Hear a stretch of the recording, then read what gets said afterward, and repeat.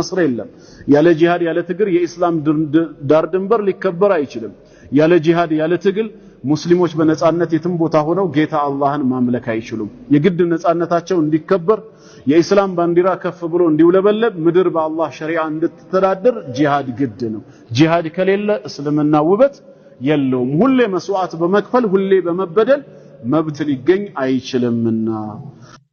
ለምንድነው እኛ አሁን ከኢስላም ፐርስፔክቲቭ ብቻ አይደለም እናወራው እንደ ኢትዮጵያዊም እቺ ሀገር አገራችን ሀገር ሆና ለመቀጠል የተሻለ እድገት አግኝታ የተሻለ ተለውጣ ሙስሊሞችም ሙስሊም ያልሆኑ ወገኖችም ክርስቲያን ወንድሞቻችንም በስልጣኔና በፍቅር በጥሩ ሁኔታ እቺ ሀገር አትሊስት ህዝቡ በልቶ ጠጥቶ በነጻነት አስቦ ለጥሩ ነገር ለጥሩ ስልጣኔ የሚያስብ ትውልድ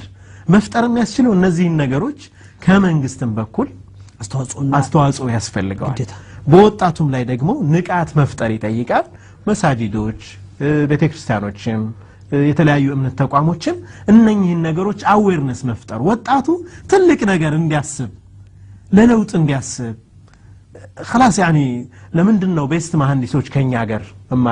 ማናፈራው ለምንድነው ቤስት ዶክተሮች ከኛ ሀገር ለምንድነው ውጭ ሀገር ሄዶ ሰው የሚታከመው እኛ ሀገር ለምንድነው ያ ነገር የማይፈጠረው እንዲህ አይነት ነገሮችን ይሲ ወጣቱ ላይ ትልቅ ነገር እንዲያስብ የማድረግ ነገር የሁሉም የህብረተሰብ ክፍል ኃላፊነት ይመስለኛል